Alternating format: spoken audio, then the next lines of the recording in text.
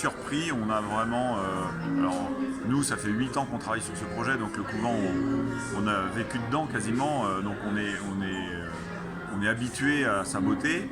Et là, on voit que les gens qui le découvrent sont complètement ébahis de la beauté du lieu, qui est un lieu qui a été toujours fermé, puisqu'il était couvent, puis tribunal, puis prison.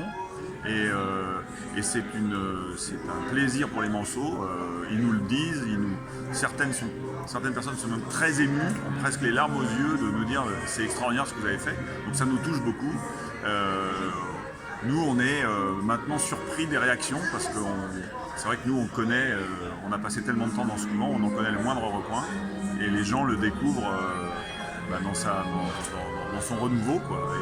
Et c'est plaisant. Les gens disent, certaines personnes nous ont dit, en passant le porche de la visitation, on a l'impression d'être en Italie et d'être en vacances. Donc c'est une récompense pour nous de voir que les avis sont quasi unanimes, en tout cas depuis mercredi.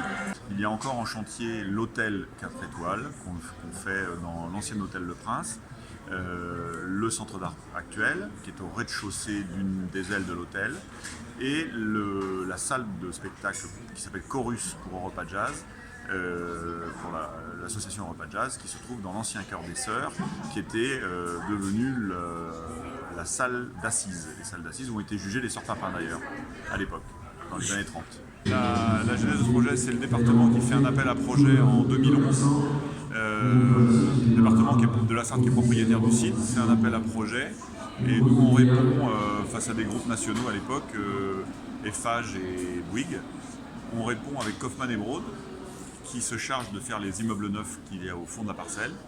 Et avec mon associé Christophe Billot, nous proposons une programmation mixte, logement, commerce, hôtel, culture, avec à l'époque une salle de spectacle pour Europa Jazz. Et c'est greffé après, en cours de chantier, c'est greffé le projet de Lucien Ruimi pour faire un centre d'art contemporain, centre d'art actuel, le FIA.